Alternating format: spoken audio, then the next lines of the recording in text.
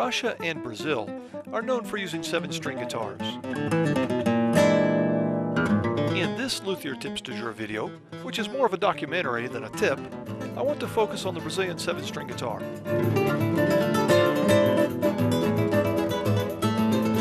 The Brazilian 7-string guitar, known in Portuguese as the violão de sete cordas, was introduced to Brazil in the early 20th century as a steel string guitar.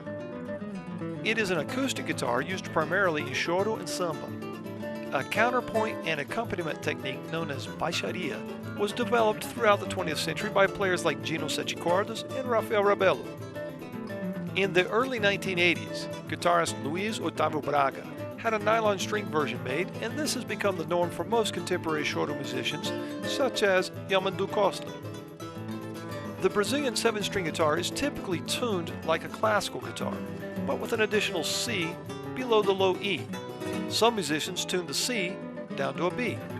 In addition to playing choro, 7-string guitarists are utilizing the instrument's extended range to play classical repertoire, often leading to new arrangements of known pieces. On one of my recent visits to Brazil, I stopped in to see Brazilian musicians Euclides Marques and Luizinho Sete Cordas.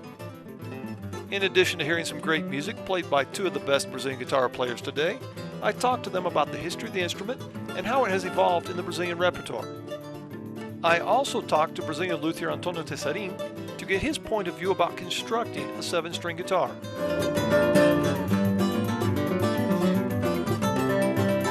In this video, I would like to share some of what I learned. So let's begin by talking with Euclides Marques and Luizinho Sete Cordas. Hi, I'm here in São Paulo, Brazil. This time I'm with Euclides Marques and Luizinho Sete Cordas, and I'm going to ask them a few questions about the 7-string guitar and Brazilian music. All right, let's start by talking about how the guitar originated, the 7-string guitar originated in Brazil. Então, como que surgiu o violão de 7 cordas na música brasileira? Existem duas hipóteses assim, né? Uma diz que quando o grupo do Pixinguinha, os Oito Batutas, foi para a França numa turnê importantíssima, patrocinado por um empresário na época, né? Acho que no começo do século XX, né, Luizinho? 1900 alguma coisinha. 30, 20. Não, antes disso, foi antes. Acho que foi 18, 17, se não me engano. Enfim, eles foram para a França e lá viram um violão de 7 cordas, né, e trouxeram de lá.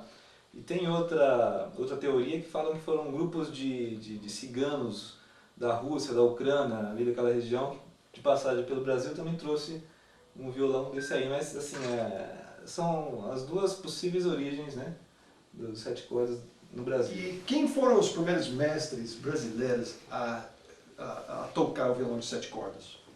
Eu acho que ninguém antes que o Dino. Acho que foi o primeiro, acho não, tenho certeza que foi o Orundino José da Silva, o Dino Sete Cordas. E ele ficou famoso porque ele viu o Tutti, esse músico do Pixinguinha, trouxe o violão e o Tutti tocava como se fosse contrabaixo, não tinha conhecimento.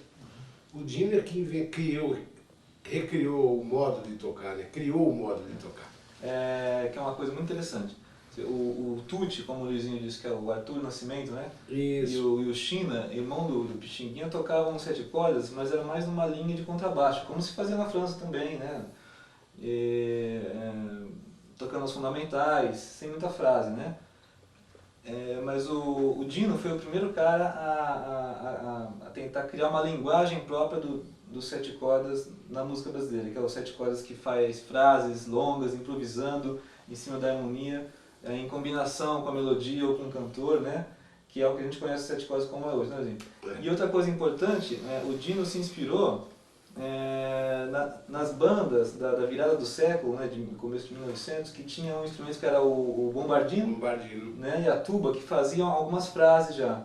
E o Pixinguinha, quando tocava sax, né, ele também improvisava as frases. Então o Dino pegou as frases do Pixinguinha, né, que improvisavam em combinação com a melodia, fazendo esse contraponto, né, e trouxe tudo isso para os 7 cordas, criando essa linguagem super brasileira e que o Luizinho talvez seja o principal mestre hoje, né, no Brasil. Assim. Então, como americano, quando eu penso no violão de 7 cordas, eu penso em chorinho.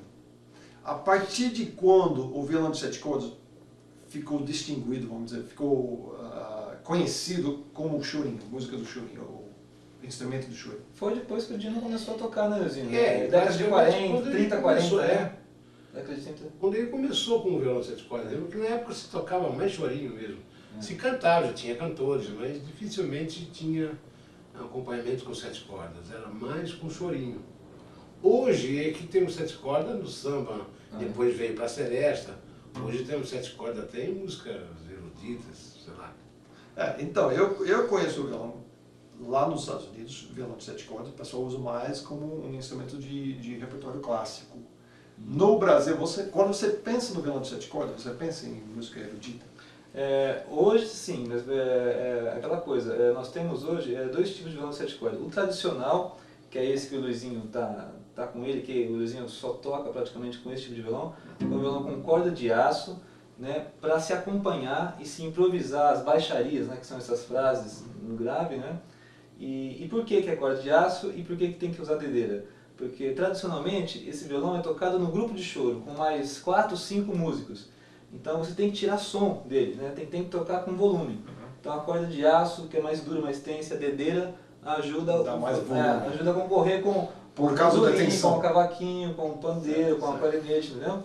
E também complementando, depois do Rafael Rabelo, que foi o grande nome, né, dos 7 cordas, que tocava esses 7 cordas que o Luizinho toca também com aço, com madeira de acompanhamento, ele resolveu fazer um violão, um violão solo de nylon com uma 7ª corda também de nylon para se solar, né? Então você tem hoje os dois tipos de violão, o tradicional de acompanhamento e o moderno, né, ou seja, o violão concertista, que muitos chamam, que é um violão normal com uma 7ª corda, que é um violão mais versátil, você pode solar e acompanhar também. Então, o violão tradicional de 7 cordas, as primeiras 2 cordas são de nylon e as outras cordas, até a 7ª corda, é de aço, sendo que o 7º é a 4ª corda do violoncelo, tá certo? É a 4ª corda do violoncelo, exatamente. Certo. Esse é o tradicional.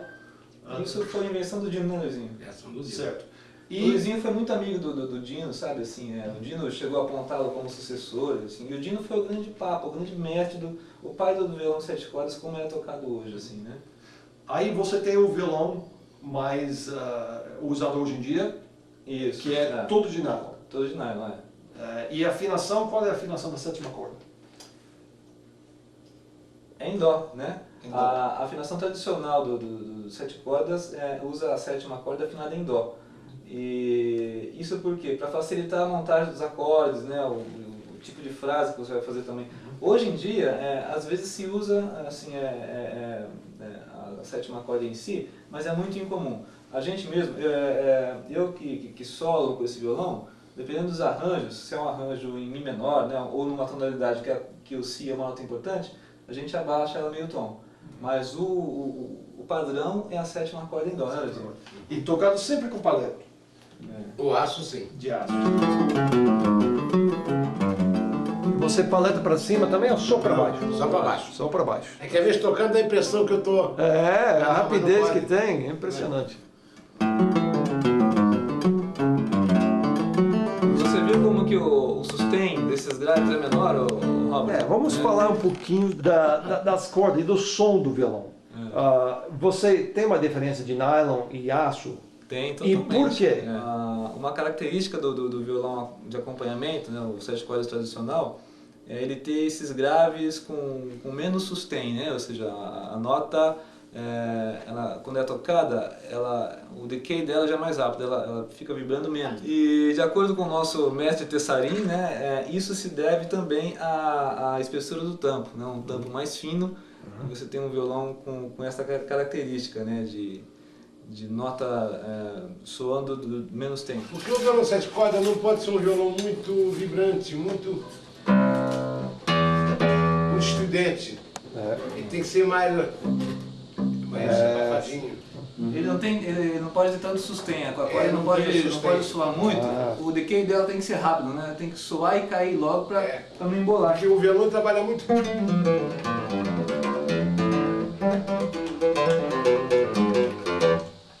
Então não adianta ter muito sustain, porque você toca uma nota, ela já está mostrando outra. Né?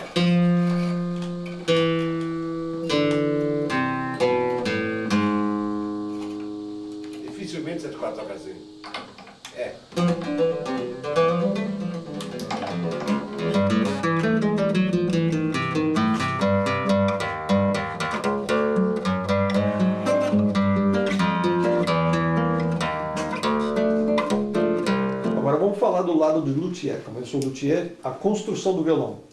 Você falou que ele usa corda de aço, Isso. que na minha opinião, mais tensão. Super mais tenso. Precisa de um tampo mais, Muito mais tenso. grosso. Só que nosso amigo Tessarin está fazendo mais fino. O violão aguenta essa tensão extra? Ó, você vai conversar com o Tessarin sobre isso, mas Tá. ele me falou o seguinte, o Tessarin quando começou, ele chegou a reformar e desmontar, enfim, para ver como é que era os antigos violões do Souto, que são os violões mais famosos do Rio de Janeiro da década de 20, 30, 45, que eram os violões dos 7 cordas que tocava na época, né? E ele falava que os do Souto já eram assim, né, Leozinho, com um tampo bem fino, né? E então ele fez esse projeto desse violão, né, pensando naqueles violões de época, né? Então por isso que tem essa sonoridade aí. O Tessarin não recomenda de jeito nenhum colocar aço nesse violão, por exemplo, que foi feito para Quando nylon, é né? feito para nylon não é bom. colocar. E esse foi feito para Aço. aço, e esse aqui para nylon, né? E o som é diferente, né, Zinho? Vamos ver um som diferente. O violão de aço não vai ter nunca uma sonoridade assim. E quando você tem determinadas músicas que você vai usar nylon e outras músicas que você vai usar de aço, e por quê? Então, é isso aí. O Luizinho, o nosso duo, por exemplo, que a gente vai dar uma palhinha aqui para vocês, né?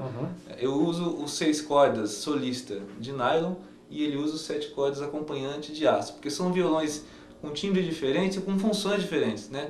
No duo erudito, as funções são mais próximas, os dois solam, né? O arranjo já é pensado, né, de maneira mais contrapontística, assim, né? Ou seja, né? Aqui não, o duo brasileiro ele tem os 6 cordas solando e os 7 cordas acompanhando de maneira improvisada nos baixos, né? É isso aí. Quando o Luizinho também vai solar, ele não vai fazer com esse ainda. Você prefere um de nylon para solar, Sim, porque bem mais cômodo, mais ele é leve. melhor, né? Você prefere de nylon, mas toca de aço.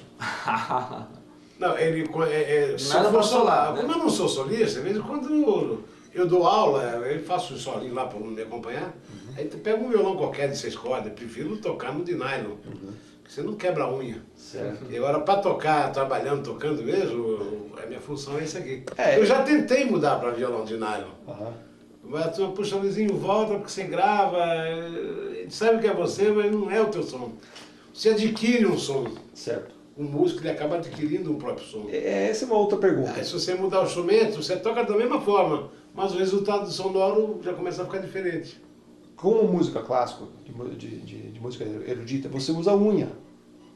A corda de aço come todinha a unha. Por isso, uma que eu acabei de Isso explicar- também, os nylon, nylon os aqui agudinhos, na- para não gastar tanto, né? Certo. E o som não é tão estridente, né, Luizinho? Então tem essas duas Isso. coisas que o Dino falava, né? Ele economizava a unha quando ele usava essas duas de nylon. Aham. E o equilíbrio entre as cordas. Se você coloca 2 cordas já com pouco som, volume, com 2 cordas de aço, fica um negócio tim-bem, tim-bem. Além de comer a unha. O nosso trabalho, a gente tenta divulgar e desenvolver esse formato de duo que a gente chama de duo brasileiro de violão, né? Que é um duo que só acontece aqui, né?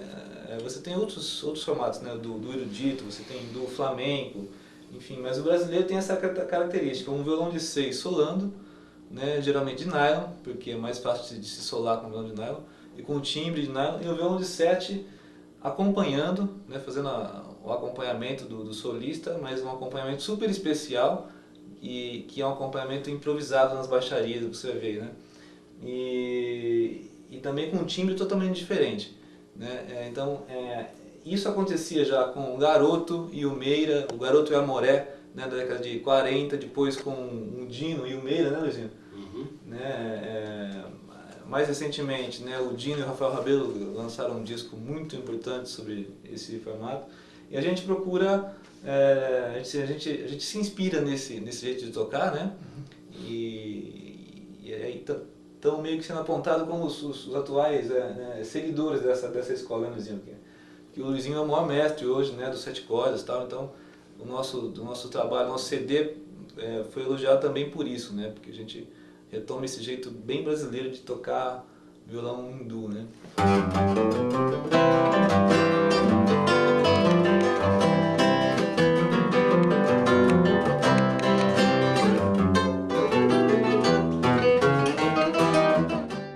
So, We have just heard Euclides and Luizinho talk about the history of the Brazilian 7-string guitar and how this instrument is used in the Brazilian repertoire. Now let's get a luthier's point of view. Both guitars you are listening to were made by Antonio Tessarin. Let's head over to his shop and ask him a few questions.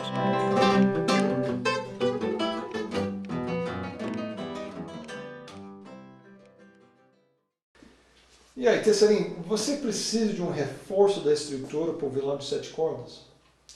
Sim, eu mantenho a espessura do tampo, normalmente como eu já tenho experiência, e reforço um pouquinho os leques. Deixo um pouquinho a coisa mais forte, porque a 7ª corda, que é o que está a mais nesse instrumento, ela não tem tanta tensão como as cordas mais finas de nylon. Ela tem uma baixa tensão, então não é necessário enrijecer demais. E você altera a espessura do tampo para o violão de 7 cordas? Não, eu mantenho a espessura já tradicional que eu tenho usado para a sonoridade que eu procuro. E você usa o contratensor, por exemplo, no violão de corda de aço, a gente usa contratensor. Você usa contratensor nesse violão? Não, não é necessário, porque a 7ª corda tem uma tensão, como eu falei, pequena, e o sistema de colagem da escala, onde eu forço o braço para trás na hora de colar a escala, então ele impede que o braço venha para frente. Falando no braço, qual é a largura do braço na pestana e na casa 12? Na pestana eu uso um ébano com 60 milímetros e na casa 12 com 70 milímetros. E você altera a ação das cordas ou não? A ação das cordas é relativa à rampa que já vinha da 1ª para a 6ª corda. É só seguir o alinhamento. E sobre a afinação da 7ª corda, parece que existe uma diferença na música erudita e na música popular. Qual é a diferença? A música popular, em geral, usa o dó ou até mesmo o ré na 7ª corda. Mas eu sempre mando meus instrumentos com a 9ª corda, que é o si. Porque fica fácil de colocar em dó, é só meio tom de diferença. Então as pessoas gostam mais do si, no caso dos meus clientes. Ok, Tessarin, thank you very much for your information.